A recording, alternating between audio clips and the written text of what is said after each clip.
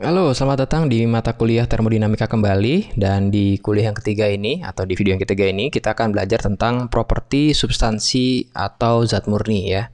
Yang dalam buku rujukan ini disebut sebagai pure substance. Dan properti yang sudah kita pelajari sebelumnya ini adalah bisa dibilang sebagai karakteristik ya. Jadi kita akan secara khusus belajar tentang pure substance atau zat murni ini ya. Nah, kurang lebih ada 4 konten yang akan kita bahas di kuliah atau di video ini. Yang pertama adalah apa sih yang disebut dengan substansi atau zat murni ya, atau pure substance tadi.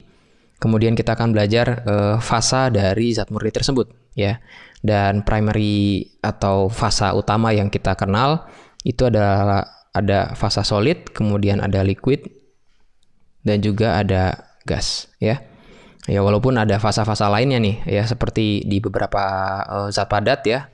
Untuk solid sendiri itu terdapat beberapa fasa yang lain. Tapi secara primer kita mengenal 3 fasa ini. Kemudian yang kedua kita akan belajar tentang perubahan fasa zat murni, terutama untuk liquid dan gas ya. Kemudian ada istilah gas, ada istilah uap juga. Apa sih bedanya antara gas dan uap? Nanti kita akan bahas di kuliah kali ini ya. Kemudian kita akan belajar diagram properti, di mana diagram properti ini akan menjelaskan beberapa properti ya, keterkaitan properti yaitu tekanan, kemudian specific volume, dan juga suhu. Ya, itu. Kemudian kita juga akan mengenal tabel properti ya. Jadi setiap substans atau setiap zat murni ini memiliki relasi tersendiri nih antara tekanan, specific volume, dan juga suhu. Ya. Nah, di tabel properti sendiri kita akan menemui nanti bahwa ada yang disebut dengan entropi. Entropi yang akan kita pelajari dengan simbol S ya, yang akan kita pelajari nanti di hukum kedua. Kemudian entalpi yang disimbolkan dengan huruf H ya. Yang konsep dasarnya akan diperkenalkan di kuliah atau di video ini. Kemudian yang terakhir kita akan belajar persamaan gas ideal ya, yang sering kita gunakan atau sudah kita kenal sejak kita ya di SMA ya. Persamaan gas ideal yang akan kita gunakan di sepanjang mata kuliah ini. Ya, itu kurang lebih konten yang akan kita pelajari. Nah, sekarang kita akan belajar tentang apa sih yang disebut dengan zat murni atau pure substance ya. Jadi pure substance itu atau zat murni adalah zat yang memiliki komposisi kimia yang fix ya. Itu yang disebut sebagai zat murni. Contohnya udara ya, atau ya H2O ya, air ya, udara, harusnya air ya, air. Itu H2O. Kemudian helium, H ya. Saya ketukar antara air dan air ya. Dan karbon dioksida ya, yaitu CO2 ya. Nah, itu adalah contoh zat murni ya. Jadi komposisinya kimianya tetap, kemudian dia uniform ya, dan juga homogen. Oke. Nah, kalau kita lihat ada H2O, kemudian ada CO2 ya, karena zat murni tersebut tidak harus terdiri dari suatu unsur kimia tunggal. Ya, misalkan kalau helium ini salah juga, helium itu H ya. Helium, hidrogen itu H. Dia kan memiliki satu unsur kimia. Tapi seperti H2O di situ ada 2 atom hidrogen dan 1 atom oksigen ya. Nah, itu zat murni sendiri tidak harus dalam bentuk yang tunggal ya. Zat murni dapat juga berupa campuran ya. Unsur-unsur kimia asalkan campuran tersebut bersifat homogen. Ya, contoh yang bukan merupakan zat murni, campuran air dan minyak ya. Seperti yang sudah saya lingkari di sini, di mana kalau kita campur air dan minyak, ini mereka tidak akan menjadi satu campuran yang homogen. Minyaknya akan terpisah dari air ya, seperti itu. Nah, kemudian yang menarik lagi adalah campuran 2 fasa dari suatu zat murni adalah zat murni. Jadi kalau ada zat murni tapi 2 fasa yang berbeda ya, misalkan ada es ya, ice cube beginilah ya. Ini ada es, kemudian dia nantinya akan mencair ya. Kemudian dia akan akan mencair ya. Dimana ini adalah liquid ya. Ini masih disebut sebagai zat murni ya. Jadi ini masih disebut sebagai zat murni. Ya, karena komposisinya sama gitu. Ya, tapi ada lagi nih campuran yang bukan zat murni. Ya, misalkan yang campuran 2 fasa ya. Kalau saya punya satu bejana seperti ini, ya, kemudian di dalamnya ada bisa dikatakan gas ya, gas dari satu gas udara ya. Jadi kalau dalam misalkan kan kalau dalam ini adalah udara yang sering kita hirup sehari-hari kan. Di dalam udara ini kan ada oksigen, kemudian ada uap air juga sedikit H2O, kemudian dia ada hidrogen, ada nitrogen sedikit ya. Nah, kalau udara yang saya taruh dalam bejana tertutup ini kemudian saya dinginkan ya, di mana temperaturnya saya turunkan, maka lama-lama udara ini akan menjadi cairan ya, menjadi liquid ya.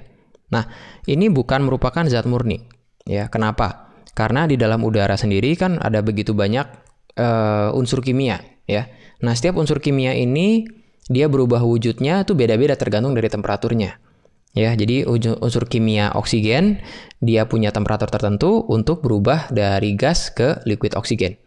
Ya, demikian halnya dengan unsur-unsur yang lain. Ya, jadi kalau saya punya udara di dalamnya ada begitu banyak suatu unsur kimia, saya dinginkan, mereka akan berubah menjadi liquid tapi beda-beda. Nah, oleh karena itu liquid yang sudah terjadi ini, liquid yang sudah menjadi cairan ya, liquid itu cairan ya. Maksudnya gas yang sudah menjadi bagian liquid ini dia akan memiliki unsur kimia yang berbeda ya. Jadi fasanya berbeda, komposisi kimia juga berbeda. Nah, kalau demikian tidak bisa disebut sebagai zat murni ya. Intinya zat murni harus yang homogen walaupun terdiri dari dua fasa. Yang penting zat murni tersebut memiliki komposisi yang sama. Kita masih bilang dia sebagai zat murni. Ya, itu sebagai wawasan tentang zat murni ya. Nah, sekarang kita masuk dalam fasa zat murni ya, atau dalam bahasa Inggris ini disebut phase ya. Nah, fasa ini kita mengenal 3 fasa utama yang disebut sebagai solid, liquid, kemudian gas ya. Nah, namun suatu unsur dapat memiliki beberapa fasa yang lain ya, yang berbeda struktur molekulnya dalam fasa utama ya.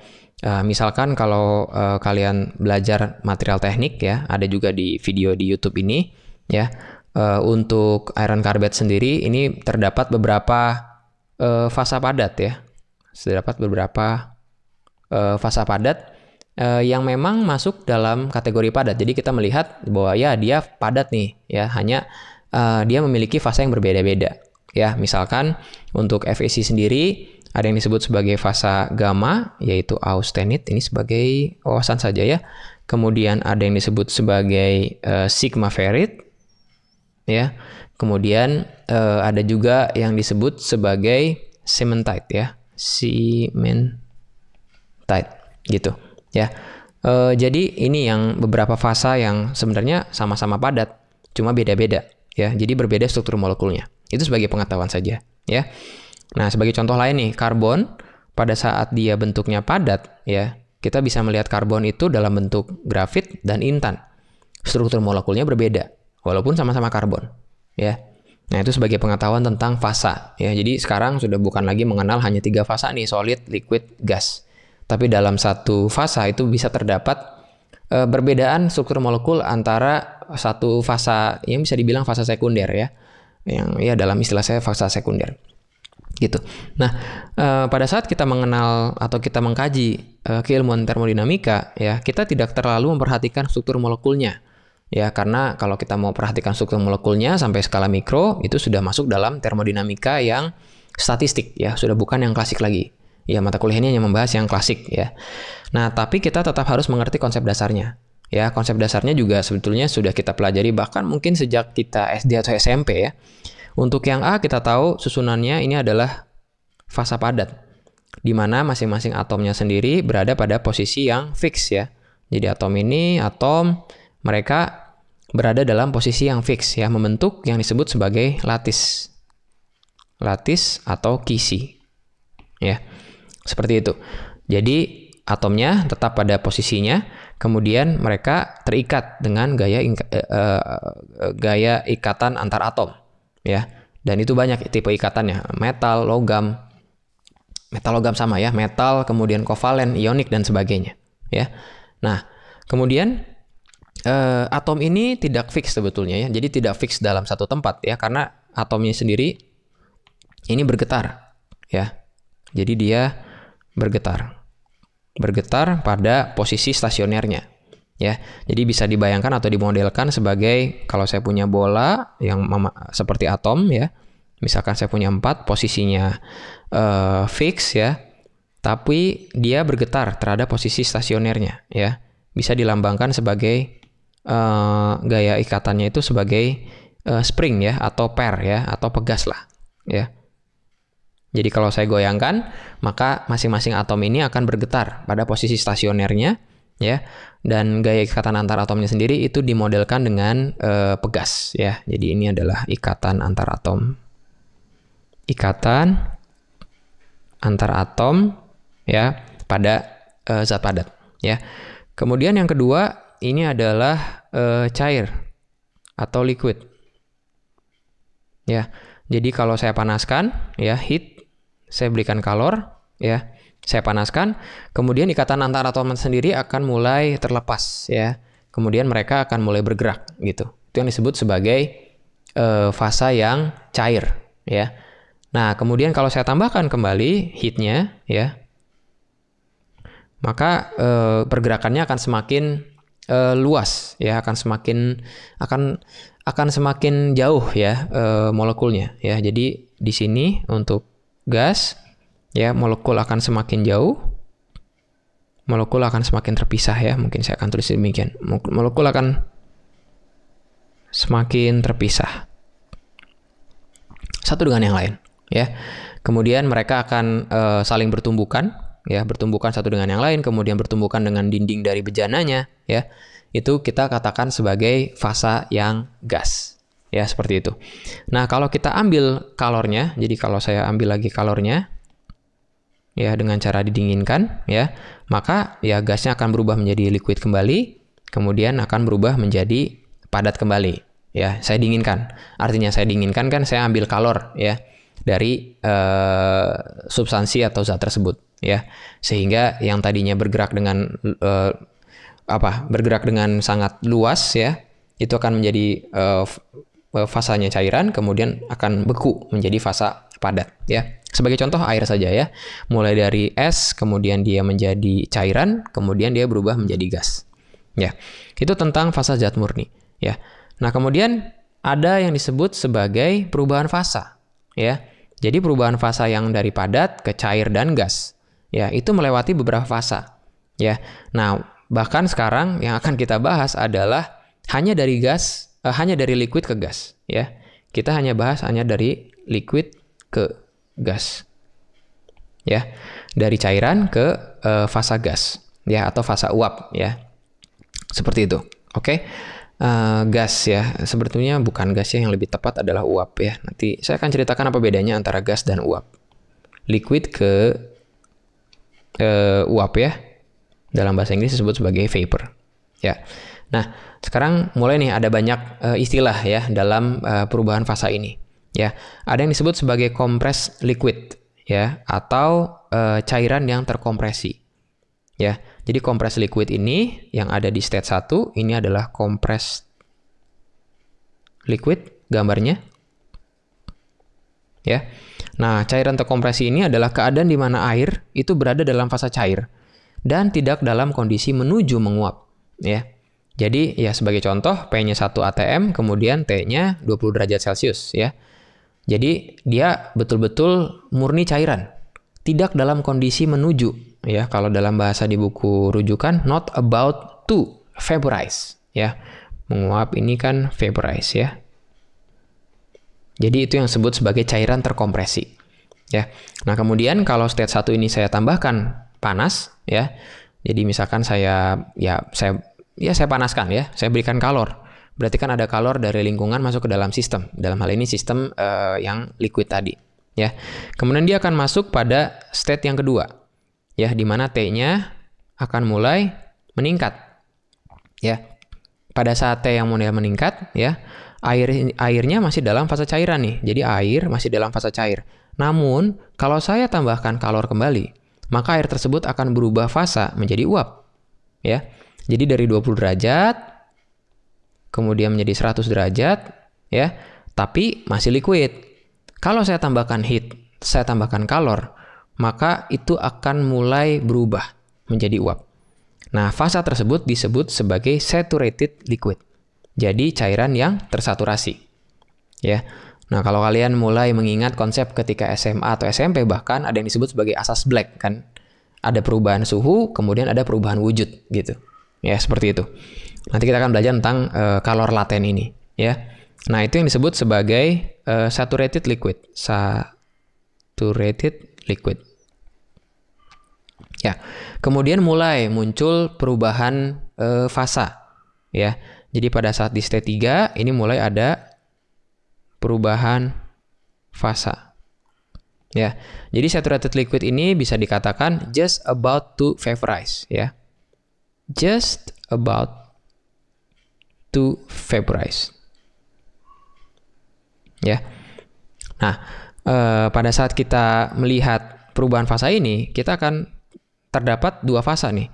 Saturated liquid yang masih dalam bentuk cairan, kemudian ada yang disebut sebagai saturated vapor. Ya. Nah, kemudian mulai terekspansi, ya. Jadi di sini mulai terjadi ekspansi. Jadi volumenya sudah mulai membesar, ya.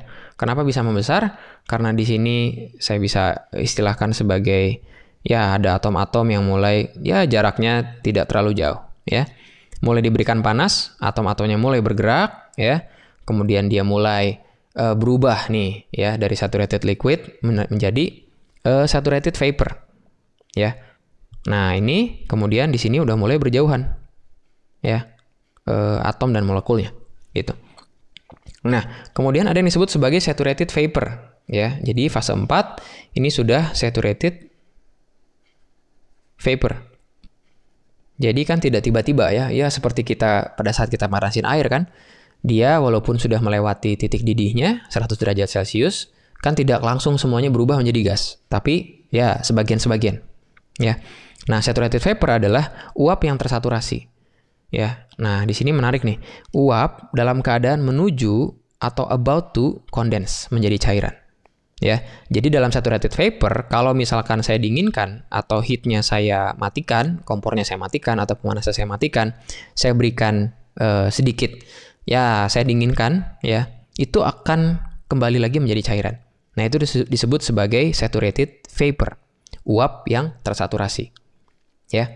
Nah kemudian kalau saya tambahkan kembali panasnya, suhunya akan berubah dari 100 derajat Celcius menjadi 300 derajat Celcius. Ya, misalkan. Nah, state ini dinamakan sebagai superheated vapor. Superheated vapor, ya. Nah, ini uap sudah dalam keadaan sudah nggak menuju kondensasi lagi. Ya, karena kalau saya ambil heatnya, kalau saya ambil kompornya, saya ambil sumber panasnya, saya dinginkan, ya, 300 derajat ini akan berubah dulu menjadi 100 derajat Celcius, kemudian akan berubah menjadi fasa cairan. Ya, itu yang disebut sebagai uap. Ya, uap super panas atau superheated vapor. Ya, jadi sekarang kita sudah belajar bahwa dari cairan itu butuh beberapa fasa nih, butuh beberapa step untuk menjadi gas atau sebaliknya. Ya, menjadi uap maksud saya. Ya, seperti itu. Oke. Nah, sekarang kita melihat diagramnya nih. Ya, diagram antara V kecil ini yang disebut sebagai specific volume spesifik ya. Volume spesifik sendiri adalah volume dibagi dengan massa dari substansi atau zat murni tersebut. Ya. Nah, kalau kita lihat compressed liquid, ya itu ada pada state 1 di sini kan, yang 20 derajat Celcius. Saya berikan suhunya, saya naikkan suhunya, ya, dia akan berubah menjadi saturated liquid. Ini saturated liquid, ya state 2. Kemudian dari 100 derajat mulai nih ada perubahan nih, ya. Dari cairan berubah menjadi gas step by step. Ya. Kemudian ya volume spesifiknya sudah mulai meningkat, ya. Kan di sini arahnya bertambah volumenya. Dari cairan berubah menjadi gas. Ya. Makanya jadi flat, ya. Nah, di nomor 3 ini adalah state yang ketiga ini, di mana ada sebagian yang saturated liquid 50-50 lah ya. Ada yang sebagian saturated vapor. Ya. Kemudian kalau kita tambahkan kembali, semua yang cairan akan berubah menjadi gas. Kemudian itu disebut sebagai superheated vapor. Ya. Dan terus-menerus sampai 300 derajat. Ya, seperti itu. Nah, kalau dipanaskan kembali, nanti akan masuk dalam satu fase yang disebut, bukan satu fase, satu tahap, ya, atau satu titik yang disebut sebagai titik kritis. Ya, nah, nanti kita akan pelajari di slide-slide selanjutnya. Ya, jadi itu proses perubahan fasa pada zat murni. Dan kalau kalian ingat atau kita ingat sama-sama bahwa diagram ini seperti, ya, diagramnya seperti asas Black, ya, seperti itu, ya. Jadi dari cairan berubah menjadi gas, ya, kemudian gasnya sendiri akan semakin panas, itu yang disebut sebagai superheated vapor, ya. Oke, sekarang kita lanjutkan kembali, ya. Nah, proses perubahan fasa pada zat murni. Sekarang kita belajar ada yang disebut dengan kalor laten dan juga temperatur dan tekanan saturasi nih.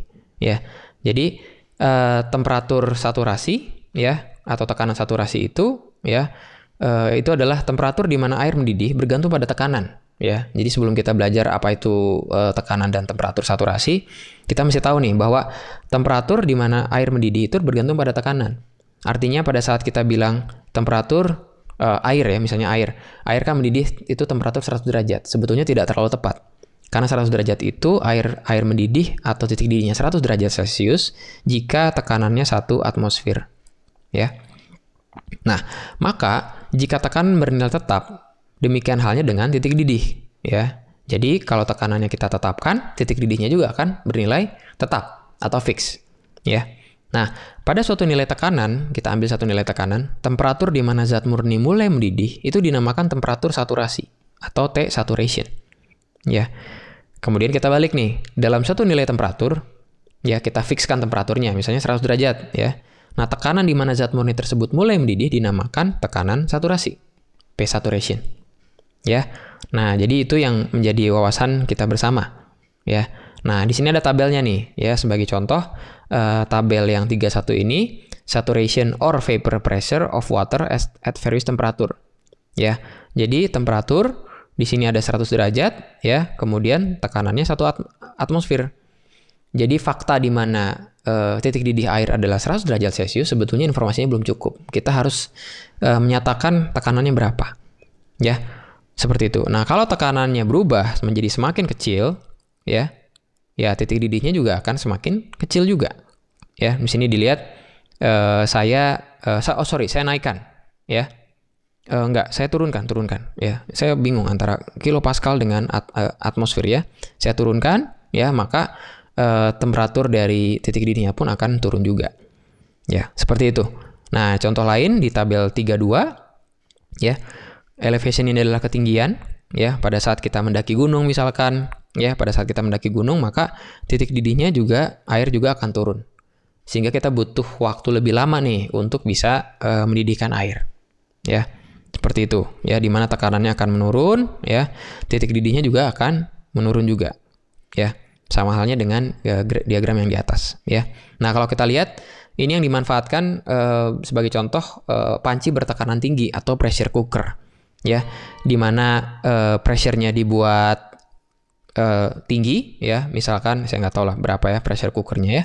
Kemudian itu akan meningkatkan temperatur di dalam pressure cooker tersebut. Ya, oleh karena itu makanannya akan jauh lebih cepat masak, ya, karena ya suhunya lebih tinggi, ya. Itu sebagai wawasan saja barang-barang dapur yang sering kita pakai, ya. Lalu ada yang disebut sebagai kalor laten nih, ya. Sebelum saya bahas kalor laten, mungkin kita harus bahas diagram yang di kanan ini.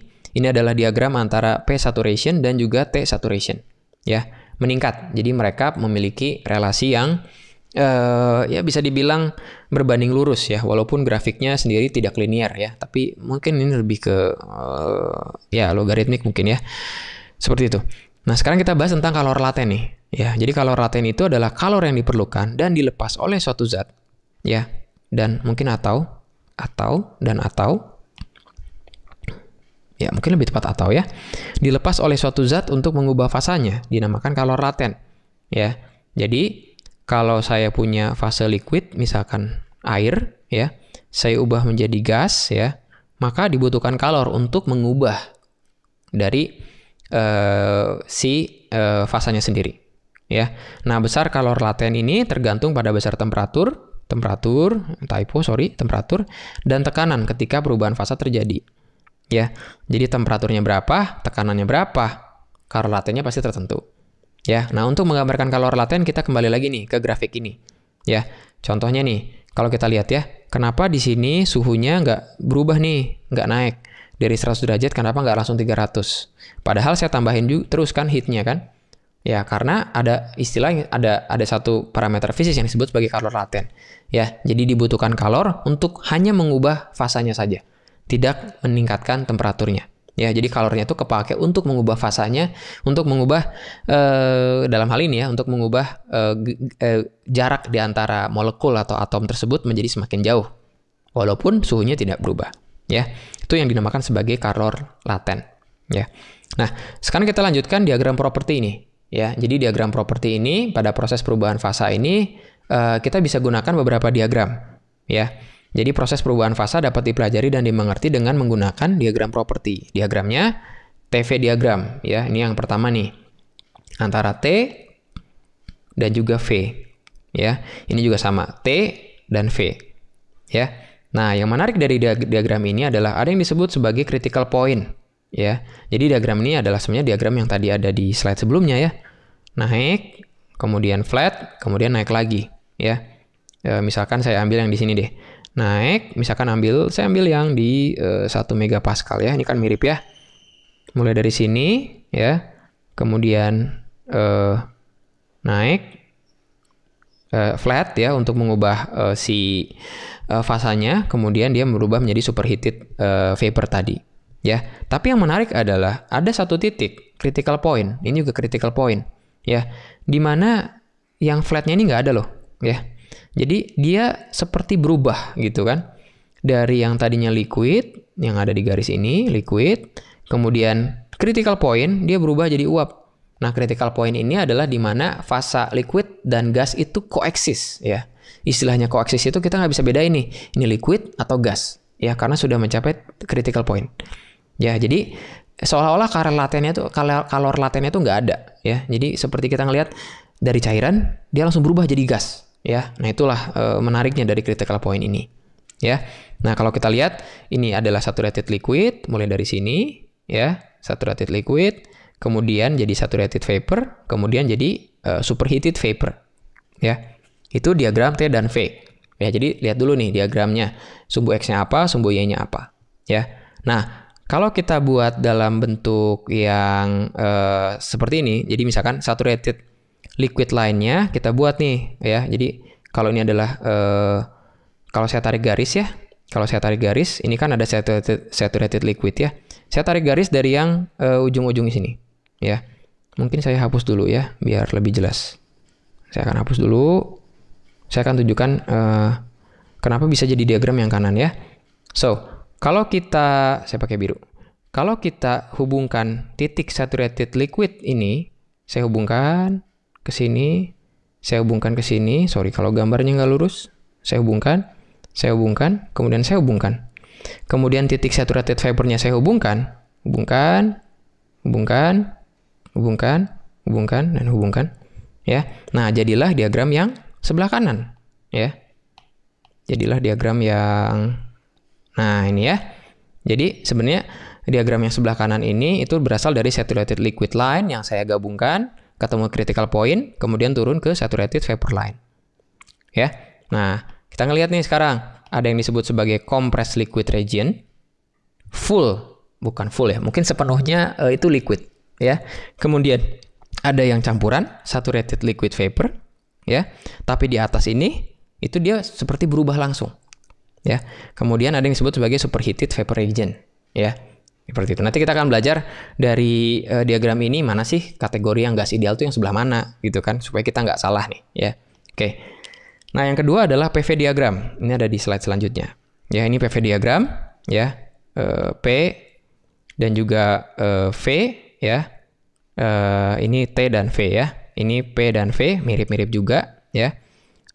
Di sini.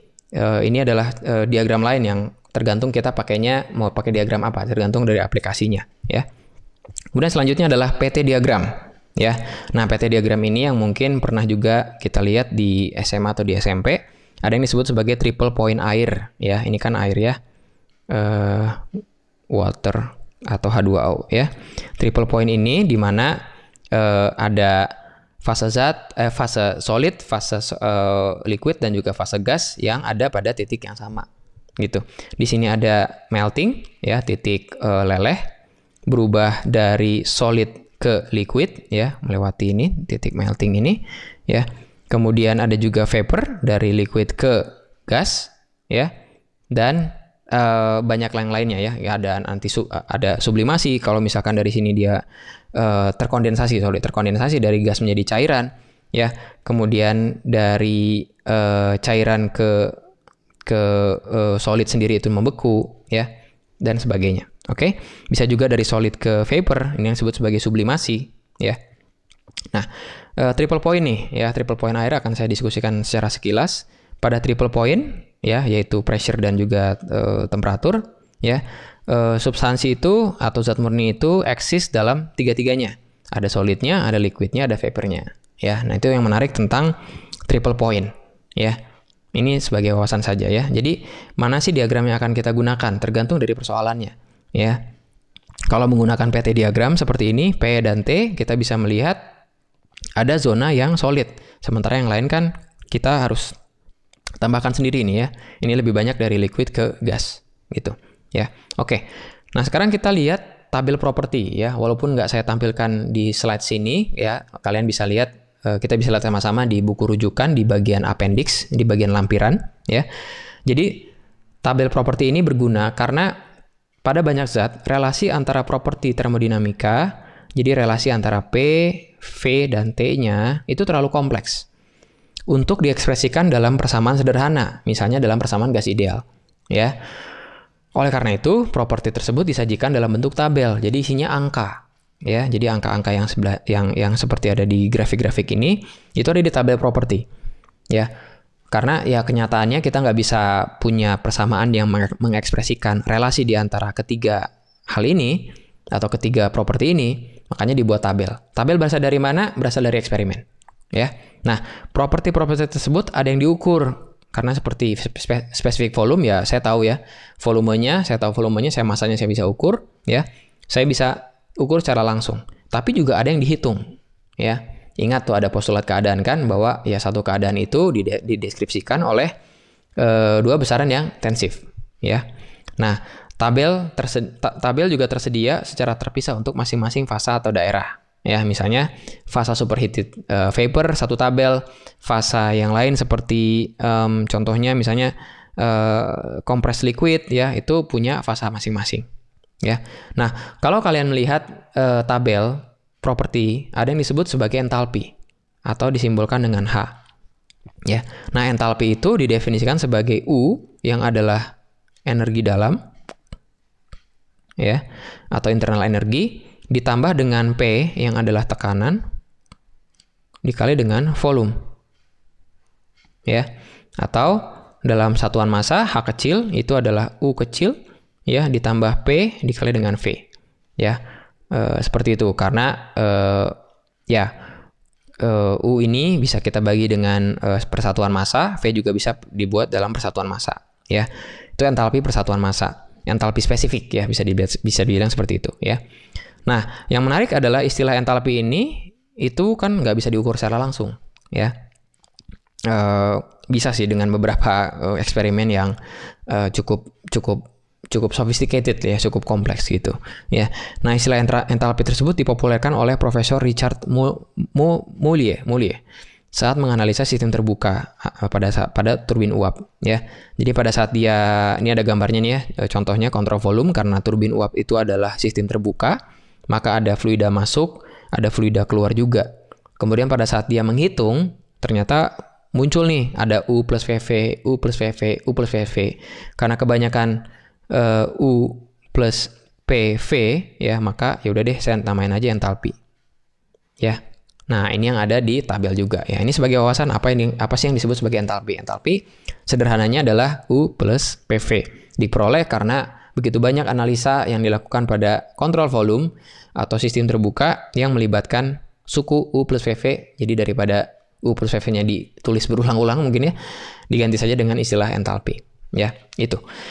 Nah, sekarang kita masuk pada bagian yang terakhir ya, yaitu tentang persamaan gas ideal ya. Dan kalau kita bawa tabel itu kemana-mana kan tidak terlalu praktis ya. Bisa sih kita lihat ya, cuman kan nggak praktis juga. Kita harus lihat ini bagian angkanya, ini merupakan representasi dari properti apa. Kemudian kita juga harus tahu fasanya. Ya, jadi nggak terlalu praktis ya. Akan lebih praktis walaupun pada kasus tertentu nanti kita akan belajar sejauh mana sih kita bisa pakai persamaan gas ideal ya. Itu lebih praktis kalau kita pakai persamaan yang sederhana ya. Nah, persamaan yang menghubungkan tekanan, temperatur, dan spesifik volume.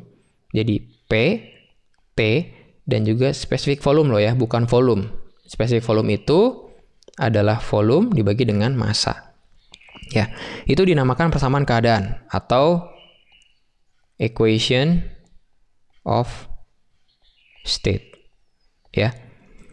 Nah, salah satu persamaan keadaan yang sederhana ya itu adalah persamaan gas ideal atau ideal gas equation of state ya. Saya tulis saja ideal gas equation of state. Ya. Nah, itu diformulasikan secara eksperimen, dicoba sebagai eksperimen itu oleh 3 orang. Boyle, kemudian Charles dan Gay-Lussac. Ya. Jadi Robert Boyle pada tahun 1662, lama banget ya. Itu dia temukan bahwa tekanan itu berbanding terbalik dengan volume. Jadi tekanan berbanding terbalik dengan volume, ya. Sementara untuk yang Charles dan Gay-Lussac itu volume berbanding terbalik dengan temperatur, ya. Maka kita dapatkan rumus ini. P V per T sama dengan konstan, ya. Atau kalau kita punya 2 state, P1 V1 per T1 sama dengan state 2 P2 V2 per T2. Ya, seperti itu.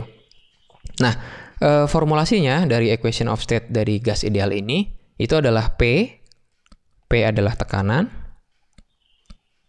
dikali dengan R, suatu konstanta gas yang berbeda setiap gas, bukan konstanta gas umum, ya. Karena kalau konstanta gas umum itu adalah RU, ya. Apa bedanya? Jadi R itu adalah RU dibagi M, di mana M-nya adalah massa molar yang berbeda untuk setiap substance atau berbeda untuk setiap zat, ya. Kemudian R itu adalah konstanta gas yang berbeda untuk setiap gas, satuannya kilojoule, kilogram, Kelvin, ya. Jadi di sini ada P, ada R, konstanta gas dikali dengan T dibagi dengan V, ya. Seperti itu. Jadi kita dapatkan rumus suatu gas ideal, ya. Yaitu P sama dengan R dikali dengan T dibagi dengan V. Ya. T-nya adalah suhu atau temperatur. Ya. V-nya adalah volume spesifik ya. Ya. Maka ini kita bisa ubah juga menjadi P sama dengan RU per M ya dikali T per V gitu ya, konstanta gas umum ya. Kemudian ini kalau saya mau dapetin rumus IDSM ya PVNRT ya, kan kalau tekanan itu adalah RU dibagi M dikali dengan T ya, kemudian dibagi dengan V-nya. Kalau saya buat menjadi ini ya, itu kan berarti masanya kebalik ya, dibagi dengan V. Ya, seperti itu ya. Karena kan 1 per V ya, jadi saya ubah ini menjadi massa per volume karena 1 per volume spesifik ya. Nah, kalau kita atur-atur di sini maka ini M besar ya, ini M besar, ini M kecil. Ya, maka saya dapatkan P sama dengan RU dikali dengan T dibagi dengan V, kemudian massa dibagi dengan massa molar itu adalah mol. Ya, atau disimbolkan dengan N ya, kalau saya simbolkan dengan N ya, maka ya saya dapatkan di sini N gitu. Oleh karena itu kita bisa peroleh nih rumus yang ada di SMA kan, PV walaupun V-nya adalah volume bukan volume spesifik, itu adalah N dikali RU dikali T ya. Jadi sekarang sudah mengenal istilah nih, ada yang namanya konstanta gas umum ya, yang besarnya kalau nggak salah 8,314 itu ya, kilojoule dalam satuan kilojoule per kilomol Kelvin. Ya, seperti ini untuk persamaan gas ideal. Ya, nah sekarang kita lihat nih sejauh mana sih kita bisa pakai persamaan gas ideal. Ya, jadi gas ideal. Nah sekarang saya perkenalkan dulu nih bedanya. Tadi kan ada yang namanya gas, ada yang namanya uap. Ya, Jadi gas itu adalah fasa di atas temperatur kritis, ya. Itu disebut sebagai gas, ya. Kemudian uap adalah gas yang menuju keadaan terkondensasi. Jadi kalau dia berubah dari liquid ke gas, kemudian gasnya itu kita anggap sebagai uap. Jadi sebenarnya uap itu adalah subset dari gas, walaupun dalam bahasa Indonesia sehari-hari, bahkan dalam bahasa Inggris itu orang pertukarkan lah, ini gas, ini uap. Ya, orang ngomong gas itu uap, orang ngomong uap itu gas, ya. Tapi ya kurang lebih seperti itu, ya. Nah, kita tahu nih temperatur kritis adalah temperatur di mana keadaan saturated liquid dan saturated vapor itu identik, ya. Itu.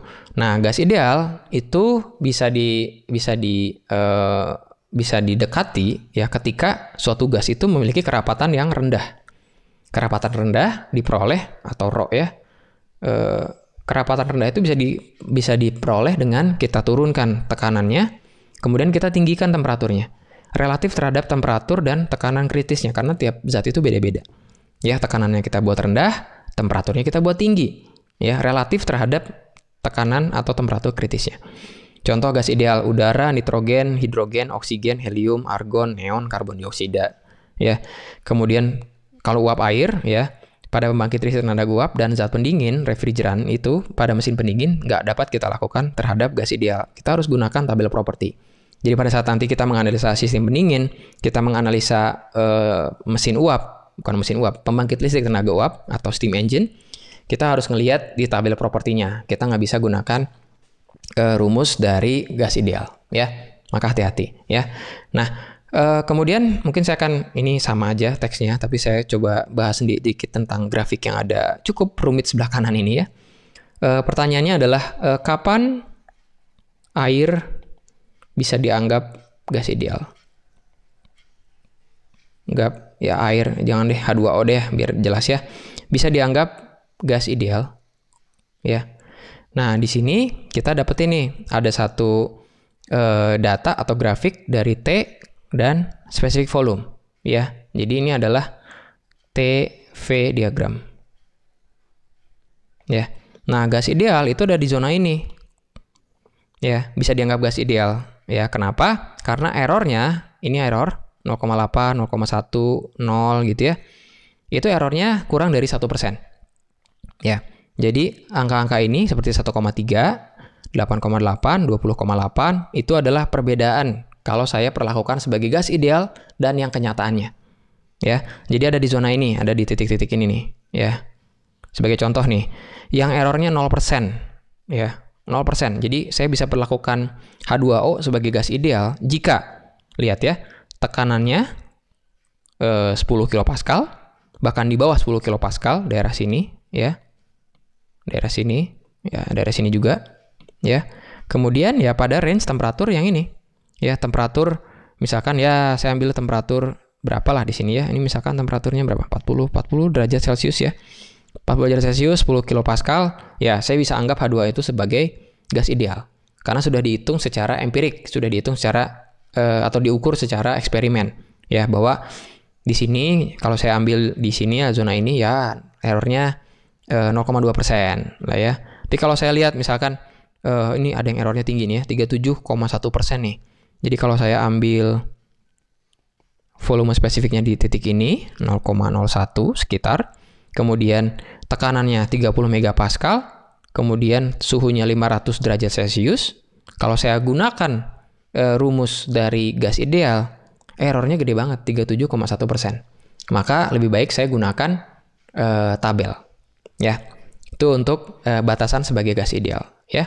Oke, jadi sebagai kesimpulan, sebagai penutup, kita belajar tentang substansi atau zat murni. Kita belajar fase zat murni, padat, cair, gas. Kita belajar perubahannya, mulai dari yang namanya compressed liquid, ya, sampai superheated vapor. Compressed liquid, saturated vapor, sampai superheated vapor. Ya, kita juga belajar diagram properti, ya, menghubungkan P, V, dan T. Kita tahu tabel properti, kita kenal dengan entalpi, ya, walaupun tabel propertinya nggak saya tampilkan di slide atau di kuliah ini atau di video ini, ya. Kemudian kita belajar persamaan gas ideal dan kapan kita bisa gunakan persamaan gas ideal pada kasus-kasus yang memang kita akan coba pelajari atau kaji, ya. Oke, sekian untuk kuliah kali ini, untuk video kali ini. Sampai jumpa di kuliah atau di video selanjutnya. Terima kasih.